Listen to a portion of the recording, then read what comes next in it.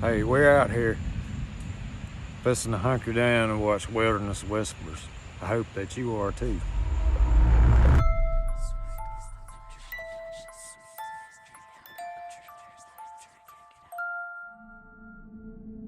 Brody's a dude who's all about mountain biking. His videos capture his wild trail rides, bombing down hills, and just living life fast through the trees. This time, he and his buddies were tearing it down a mountain trail. As they came up to a bridge crossing over a river, they stopped for a sec to take in the view. Super peaceful moment. But out of nowhere, someone came up behind them and, for whatever reason, had a problem. Check this out. Holy, that's pretty. That's so sick. Oh, dude. Yo. Oh, I'm sorry, man. I didn't mean it, eh? I mean, like, if you're making fences, like, might as well make them nice. Nice fences are nice. And you guys have got the spot. I like it. I like it, guys. It's good. Really good. I mean, I've never seen that before.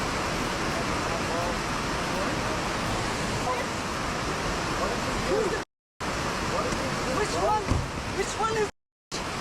No, no. No. No, what the hell? Who's the? What the hell? Who? You're the. You. No. Yo, dude, what do we do? What do we do? What do we do, man? Who's the? What do we do? Hey, hey! You said. No, we didn't. You're good. No, I didn't say anything. I didn't say good? anything. Dude, I didn't Are you say sure anything. you're good? I'm sure I'm good. I'm sorry. I didn't mean to say anything, man. And your bike is here. I know. At this point, Brody thought it was over. He was confused and didn't really react, not knowing if the guy was armed or what. From what he could tell, the dude clearly had some anger issues, so it felt safer to just ignore him. But it didn't end there. Not long after, the guy came back, and that's when things got physical. No. That bike in the river? Hey, you want to try? No, stop. Dude, get the away from me. Dude, you don't want to cause problems. No, dude, please. You just please said stop. it again, man. Because you're hitting me, please. Buddy, stop. We don't want to fight. We're scared. Come here. Run in, Buddy, you nuts. please stop. Please. You do that again. You go in the river. Okay, I'm sorry. You I'm sorry. hear me? Yes. We're sorry. Do you We're hear sorry. me? I hear you. I'm sorry. I'm sorry. There's two bikes there. He could be in the river. Okay, we're sorry. I'm an asshole. I'm a bitch. But I won't do it because you're young as We're sorry. I'm 48. I'm really sorry, man. You want to do it again? No, we're sorry. We'll leave. We're sorry, man. We're sorry. I'm really sorry. You might need a break. We'll take a break. We'll just chill here. We'll just chill, man. Okay? Hey, you know there's a cougar around here. The cougar is chasing people. Okay. I don't know that cougar. But watch yourself, boys. Okay. We'll be careful. Watch yourself, boys. We'll be careful. You want to punch again? No. You want to kick? Show me your skill. You No. want to go in the river with me? Man, I'm really Hey, sorry. you want to go in the river with me? Swim maybe? You want to swim because biking is boring? We're not trying to cause anything. We'll leave, man. We'll leave. Hey, you did one fence, two fence. You called me. I did not. Who called me? So, the video cuts off right there, and we can assume nothing too crazy happened after that. But seriously, what was that guy even mad about? Was it just because they stopped on the bridge? Or maybe because they were riding faster than him? Either way, none of that explains a reaction like that. I'm pretty sure the dude was just dealing with some serious anger issues. But tossing someone's bike into the river? Yeah, nah, that's where I'd lose it. He'd be going in right after it if it were me. I get trying not to escalate the situation, and yeah, staying calm is usually the move, but come on. It was 3 of them, and this guy was putting hands on their stuff. That's just not okay. At the end of the day, they're safe, no one got hurt, and they probably found the bike quick. What do you think? Let me know down in the comments. Mark Chopper Reid was one of Australia's most notorious and feared criminals, infamous for his violent crimes and fearless reputation in the Melbourne underworld. Spending years behind bars, Chopper shocked the world by turning his life story into best-selling books, where he mixed brutal honesty with dark humor to reveal the raw realities of crime. His books became cult classics, captivating readers with tales of violence, survival, and the blurred lines between villain and anti-hero. Despite his brutal past, Chopper's charisma and storytelling made him a legendary figure in Australian true crime history. The book's success caught the attention of a journalist who decided to do Chopper's first ever TV interview. So, in '92, she headed out to Tasmania, trying to get him to open up. The interview kicked off, and they covered a lot of ground. At one point, he even showed off his aiming skills, something he picked up back when he was in the mafia. Very good shot. Would you like me to show you how good a shot I am? Yeah. All right, well, I'll get my young assistant, Trent. Grab that bottle. Get over there. This bloke's play by the hour. Once Chopper got started, there was no stopping him. You want me to have a go? Show you? Okay. Will I show you? All right. Hold it up clear. Hang on, just see if the gun works first. Oh, the gun works nicely.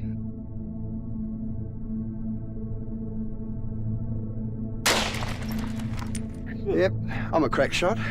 So how long's it taken you to be a shot like that? Oh. Almost of my life. Everything changed when Renee, the journalist, asked him how he managed to win money from the Chinese mafia playing Russian roulette. What she didn't expect was that Mark would actually demonstrate it right then and there. Things got pretty intense and, honestly, kind of scary. But there's one scene the Americans didn't see, and neither did viewers in Australia. Ladies and gentlemen, there's a slug in this gun. Now, you got to take my word for it, but there's a slug in this gun.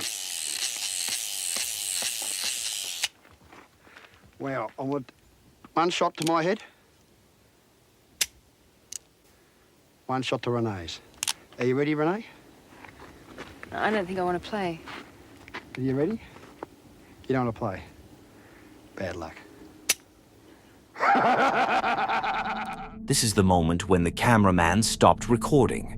Later on, Renee was asked in an interview what happened after that. She said she was in complete shock. She just nervously laughed and asked him how he did it. That's when Mark pointed the gun at the ground and pulled the trigger twice, and boom, it fired. Turns out there was actually a live round in the cylinder. That meant if he had pulled the trigger on himself one more time and then turned the gun on Renee, she could have been killed right there on camera. He later admitted it himself, and I quote, "If I'd pulled the trigger a third time on camera, she would have died."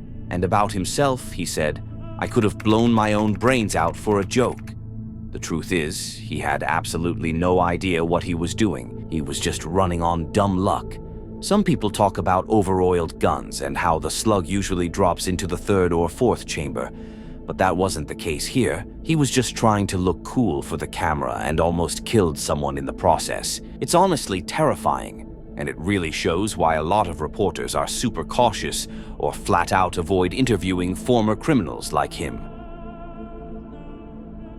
On December 4th, 2023, a patrol officer was sitting in his vehicle at Fire Station 2 in Arlington, Virginia, when he heard what sounded like a gunshot. He immediately got out and began investigating the source of the sound. As he approached a nearby park, he came across a group of frightened people. I'm scared. I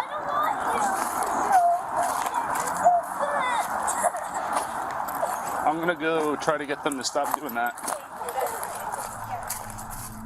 The people in the park told the officer they heard what sounded like a flare gun being fired from a nearby neighborhood. The officer listened carefully, and sure enough, they were right. He followed the sound and eventually confirmed it was coming from a window of a duplex, which turned out to be the home of James Yu. Now, James lived alone and had built a reputation in the neighborhood for his bizarre behavior. People knew him as an eccentric loner, the kind of guy who kept to himself but stood out for all the wrong reasons. He was also known for his strange social media posts, where he claimed he was the victim of fraud and believed he was being targeted by multiple government agencies. He was constantly paranoid, convinced he was being watched and followed. That paranoia led him to cover all his windows with garbage bags and aluminum foil, and for whatever reason, he threw toilet paper into every tree around his house. On this particular night, as the officer got closer, he saw James repeatedly firing flares out of his window. No one knew why. It made no sense, but it was clear something wasn't right. Mr. Yu!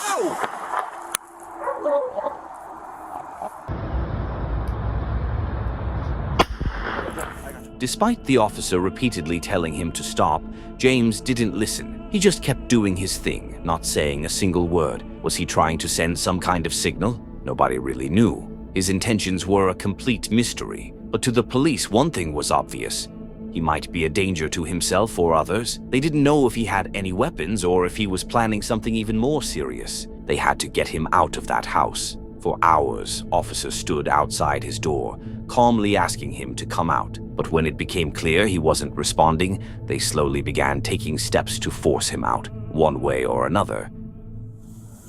James, Arlington Police, come to the front door with your hands up. Do it now.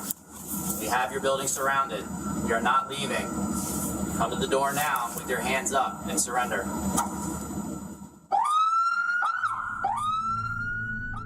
James never responded. With the situation escalating and growing concerns that he might be planning something even more dangerous, the police decided to take action. They brought in an armored vehicle to break through the door and flooded the inside of the house with gas, hoping it would force him to come out.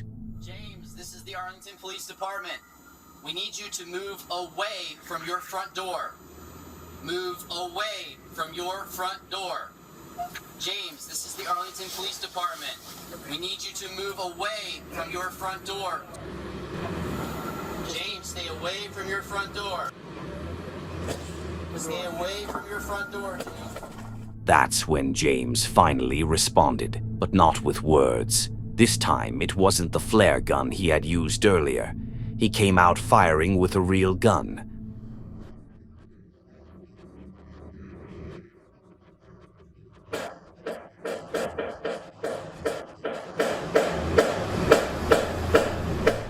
Luckily, no officers were hit during the shooting, but now it was crystal clear. James was a real threat and had access to lethal weapons. With the situation growing more unpredictable by the second, the police pulled back briefly to regroup and plan their next move, trying to keep everyone safe, including James. But just as they were strategizing, something completely unexpected happened. Something that left everyone in absolute shock. Up. Do it now. Do not want you to get hurt. The Arlington Police Department, you are not going anywhere. Come to the front door with your hands up. Do it now. Yeah.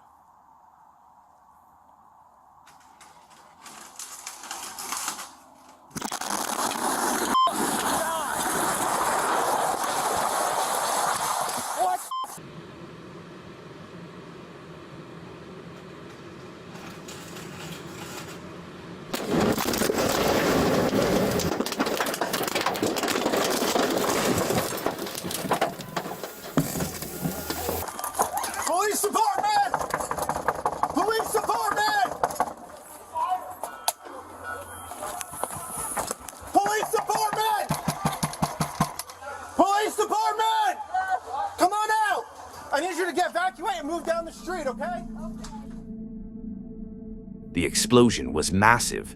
It completely leveled the house. Later, investigators discovered that James had been stockpiling 55-gallon drums of gasoline in his basement. It looked like he had been waiting for the right moment to ignite them, probably planning to set it off once law enforcement entered the house. But the plan didn't go as he expected, because after the blast, only one body was found in the rubble.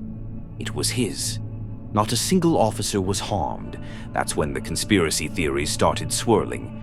Before authorities could officially confirm the identity of the remains, rumors popped up claiming James had survived. Posts started appearing from what looked like his old YouTube channel, insisting the entire thing was a government cover-up, that he was never in the house, and the truth was being hidden. People started buying into it too, especially since no one, not even the police, had seen his face or heard his voice during the whole standoff. It added this weird, mysterious layer to everything. But in the end, it all turned out to be fake. The YouTube channel wasn't his, and the comments were part of an elaborate hoax. The body was later confirmed to be James, and all of it, the paranoia, the fear, the flare gun, the explosion, was just a tragic result of his mental unraveling. Still, some people out there are convinced it was a cover-up, but as of now, there's no real proof of that. So what do you think?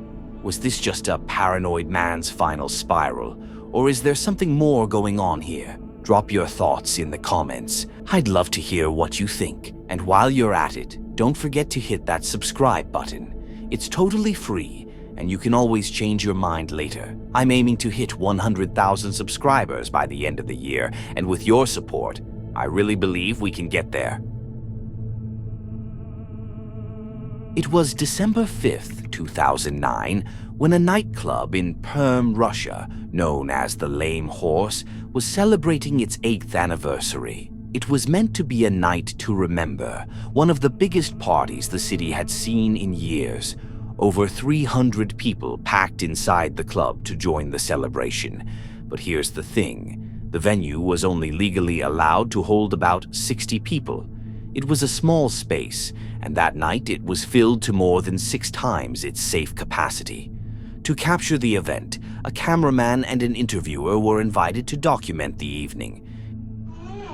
Ревнует вас к вашим друзьям и семьям, когда мы не вместе.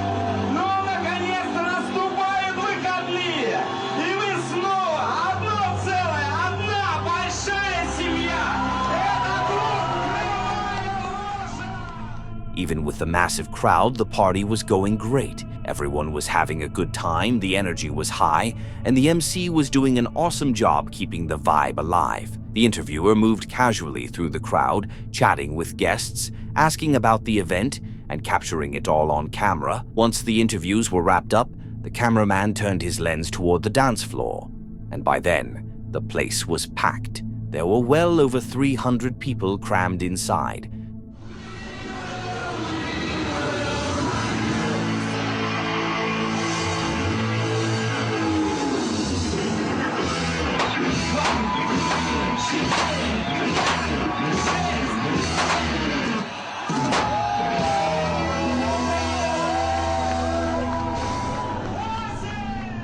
The atmosphere was electric. At one point, the MC even pulled 2 beautiful girls from the crowd to join him in a fun game, adding to the excitement and keeping the crowd engaged. But just as the energy peaked, that's when everything took a sudden, terrifying turn.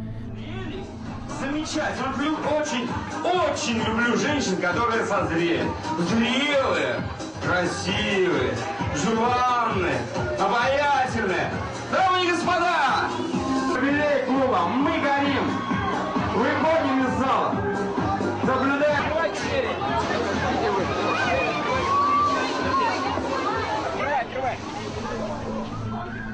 Just behind them, a tiny spark made contact with the ceiling, which was decorated with dry twigs. In seconds, that spark turned into flame.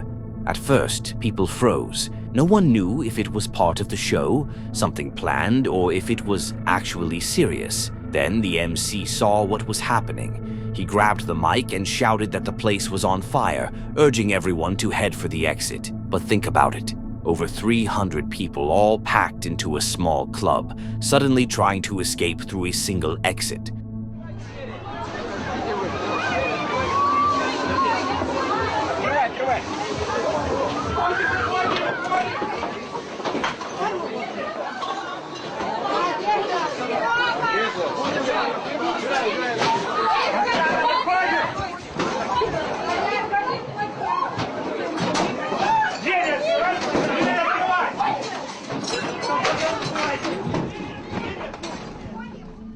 According to the club's layout, there were actually 2 exits, the main entrance and another one hidden behind the stage. But that second exit had no signs, no lighting, and barely anyone even knew it existed. So when panic hit, nearly all 300 people rushed toward the main door.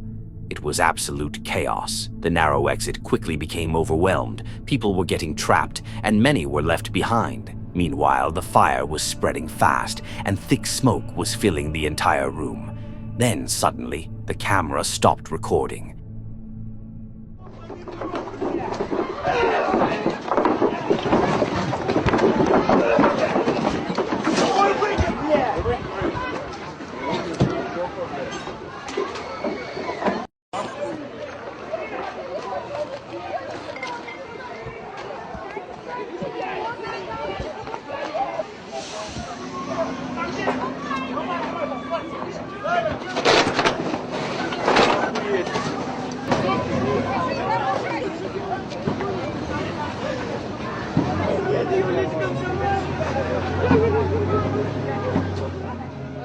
After several minutes, the cameraman started recording again.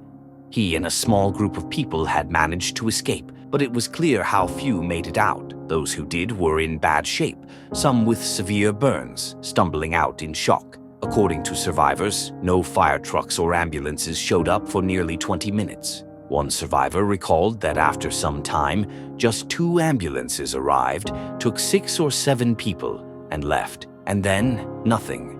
No more help came for what felt like forever. Firefighters began pulling half-dressed, burned victims out of the building and laying them on the cold asphalt. And don't forget, this was December. The temperature outside was minus 16 degrees Celsius, about 3 degrees Fahrenheit. People were left lying there for over an hour with no blankets, no first aid. It's believed that some of them died from the cold alone.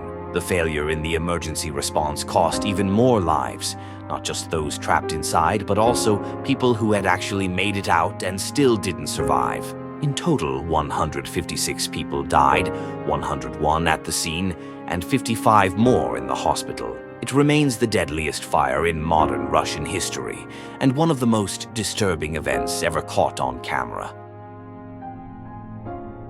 In 2023, in Guadalajara, Mexico, a train was approaching a road crossing. There were no barriers, no warning signals, and traffic moved however it wanted. A man in a wheelchair tried to cross the tracks, thinking he had enough time. Unfortunately, his wheelchair got stuck on the rails. What happened next was caught on camera.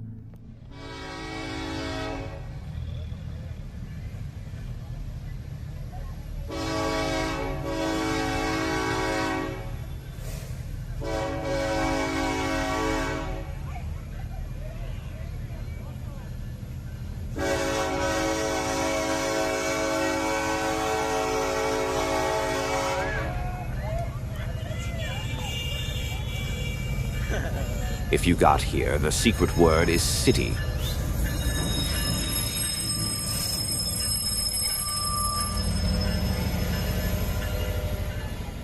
Luckily, people nearby saw what was happening and quickly jumped into action. Many rushed to help and managed to pull him free just seconds before tragedy could strike. The man was unlucky to get stuck, but incredibly lucky to have so many good people around to save him. On the morning of May 9th, 2025, a man was driving his SUV to Pacific Raceway in Kent, Washington, with a race car on a trailer behind him. As he drove through a quiet, remote area far from the city, he noticed a car tailgating him really closely. Something felt off, so to be safe, he slowed down and pulled slightly to the side to let the car pass. But to his surprise, the car went past him, then stopped right in front of his vehicle.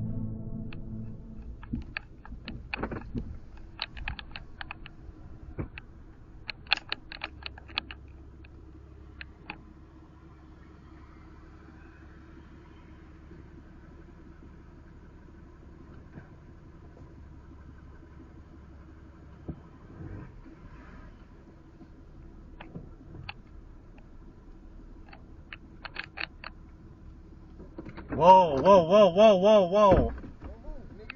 Whoa. Whoa.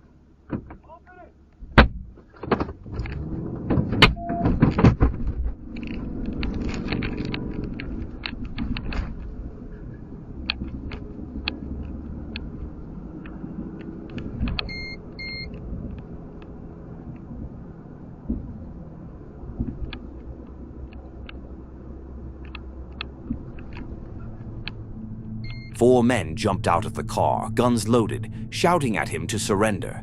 It was a classic robbery, but instead of giving in, the man slammed on the gas and rammed their car, creating just enough space to get away.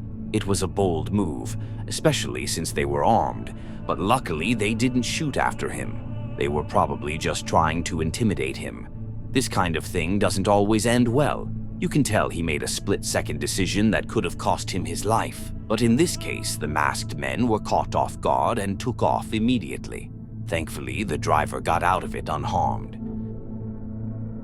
That's it for today. If you enjoy these kinds of videos, don't forget to subscribe and hit the bell icon to be notified when we post. Also, leave a comment below sharing your favorite encounter. And if you have a story of your own that you'd like to have shared, send it to the email in the description. Don't forget to click on one of the videos on the screen to see more.